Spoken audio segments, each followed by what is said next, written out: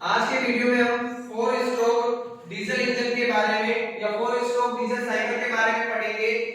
जो diesel engine को compression ignition engine या सेल्फ इग्निशन इंजन के नाम से भी जाना जाता है। डीजल इंजन के अंदर जो स्ट्रोक होते हैं वो स्ट्रोक कैसे पूरे होते हैं, सिस्टम कैसे कार्य करता है, कैसे क्रियाविधि होती है, उन सब के बारे में डिटेल में अध्ययन करेंगे। डीजल इंजन को सेल्फ इग्निशन इंजन इसीलिए कहा जाता है क्योंकि डीजल इंजन में डीजल को जलाने के लिए किसी बाह्य उपकरण का प्रयोग नहीं किया जाता, उसे सेल्फ रूप में जलाया जाता है जिसे इंजेक्टर के माध्यम से स्प्रे किया जाता है और जो डीजल होता है वो सेल्फ जलता है।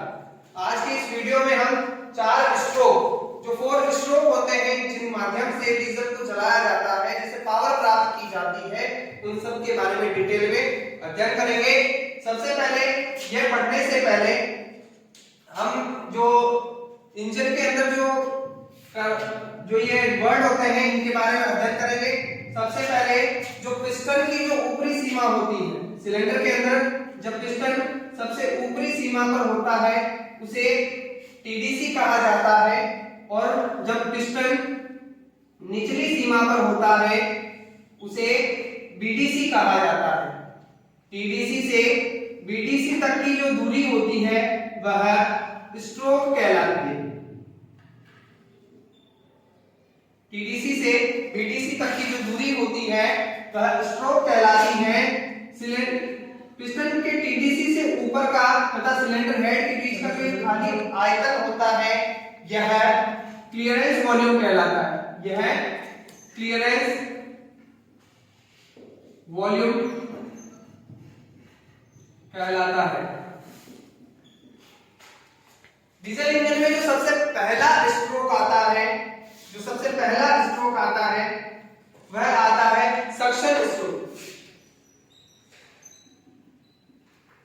Suction stroke.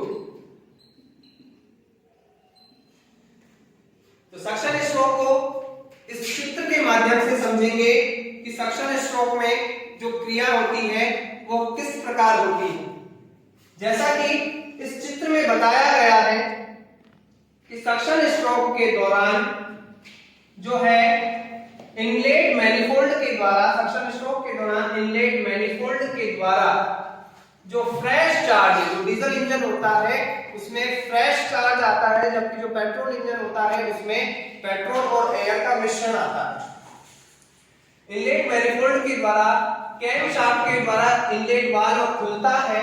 इसमें इनलेट वाल्व सक्शन स्ट्रोक में क्या होता है, सक्शन स्ट्रोक में इनलेट वाल्व ओपन रहता है। इनलेट वाल्व ओपन रहेगा और जो फ्रेश एयर है वह सिलेंडर के अंदर प्रवेश करेगी। जो पिस्टन होता है यह पिस्टन टीडीसी से बीडीसी की ओर गति करेगा। जो पिस्टन है टीडीसी से बीडीसी की ओर गति करता है। टीडीसी से बीडीसी की दौरान जब ये गति करता है तो सिलेंडर का जो ये खाली आयतन होता है, ये खाली आयतन फ्रेश चार्ज से भर जाता है और ये सिलेंडर पूरा भर जाता है। इस दौरान जो एग्जॉस्ट वाल्व है वह बंद होता है। एग्जॉस्ट वाल्व जो होता है वह क्लोज होता है। जो ये क्रैंक शाफ्ट है, इस क्रैंक शाफ्ट के द्वारा आधा चक्कर पूर्ण किया जाता है, यानी कि 180 डिग्री तक जो गति होती है वह तय की जाती है। इस प्रकार यह सक्शन स्ट्रोक पूरा हो जाता है। दूसरा स्ट्रोक आता है कंप्रेशन स्ट्रोक। कंप्रेशन स्ट्रोक के दौरान, सक्शन स्ट्रोक के दौरान जो फ्रेश चार्ज सिलेंडर के अंदर आता है उस चार्ज को दबाया जाता है। कंप्रेशन स्ट्रोक के दौरान इनलेट वाल्व और एग्जॉस्ट वाल्व, यह दोनों वाल्व बंद अवस्था में होते हैं। Inlet valve close, exhaust valve close, यह दोनों वाल्व बंद अवस्था में होते हैं और पिस्टन जो होता है वह टीडीसी से, पिस्टन जो होता है बीडीसी से टीडीसी की ओर गति करता है। पिस्टन जो है गति करेगा, जो सिलेंडर के अंदर जो चार्ज था हवा का, उस हवा के को दबाया जाता है, जिससे जो ये हवा का जो दबाव होता है ये 350 से 400 डिग्री सेल्सियस तक हो जाता है। अब जो दोनों वाल्व बंद अवस्था में रहेंगे, पिस्टन बीटीसी से टीडीसी की ओर गति करेगा और क्रैंक शाफ्ट के द्वारा 180 डिग्री तक गति की जाएगी। इस प्रकार यह कंप्रेशन स्ट्रोक पूरा होगा। अगला जो स्ट्रोक आता है, यह स्ट्रोक आता है पावर स्ट्रोक। सक्शन स्ट्रोक के दौरान फ्रेश एयर को लिया, कंप्रेशन स्ट्रोक के दौरान उस एयर को कंप्रेस किया। पावर स्ट्रोक के दौरान जो वाल्व होते हैं, यह वाल्व इनलेट वाल्व भी क्लोज होगा और एग्जॉस्ट वाल्व भी क्लोज होगा। ये जो दोनों वाल्व है, ये दोनों वाल्व बंद अवस्था में होते हैं। और जो पिस्टन होता है, पिस्टन इसमें टीडीसी से बीटीसी की ओर गति करता है। पावर स्ट्रोक में जो कंप्रेस एयर होती है, उस कंप्रेस एयर के अंदर इस इंजेक्टर के द्वारा डीजल को स्प्रे किया जाता है। इग्निशन स्टार्ट होता है। इसमें जो इंजेक्टर होता है डीजल को बारीक कणों के रूप में, फुमार के रूप में इस कंप्रेस हवा के अंदर स्प्रे करता है। जैसे ही इस गर्म हवा के अंदर डीजल स्प्रे होता है, इसके अंदर सिलेंडर के अंदर ब्लास्टिंग होगी और पिस्टन के ऊपर झटका लगेगा, जिससे कि पिस्टन टीडीसी से बीडीसी की ओर गति करेगा और क्रैंक शाफ्ट जो होती है वह 180 डिग्री की गति तय करेगी। इस प्रकार यह पावर स्ट्रोक पूर्ण होगा। अगला जो स्ट्रोक आता है, यह आता है एग्जॉस्ट स्ट्रोक। एग्जॉस्ट स्ट्रोक में पावर स्ट्रोक के दौरान जब पिस्टन टीडीसी से बीटीसी की ओर गति करता है, जो चार्ज जलता है वह चार्ज जले हुए धुएं के रूप में परिवर्तन हो जाता है। इस एग्जॉस्ट स्ट्रोक के दौरान इनलेट वाल्व तो बंद अवस्था में रहता है, जबकि एग्जॉस्ट वाल्व, इनलेट वाल्व तो क्लोज रहेगा, जबकि एग्जॉस्ट वाल्व ओपन हो जाएगा। और जो पिस्टन है वह पिस्टन बीडीसी से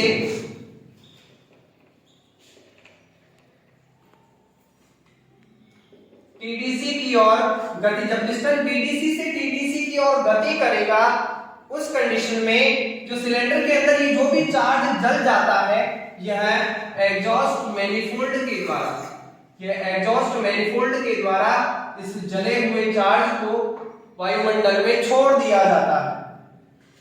इस दौरान जो क्रैंकशाफ्ट है वह 180 डिग्री की जो दूरी है वह तय करेगी। इस प्रकार डीजल इंजन में जो ये 4 स्ट्रोक होते हैं, सक्शन, कंप्रेशन, पावर और एग्जॉस्ट, यह निरंतर क्रिया करते हैं। ये साइकिल कंटिन्यू चलता रहता है, जिससे कि इंजन के अंदर पावर स्ट्रोक प्राप्त पावर मिलती है और इंजन गति करता है।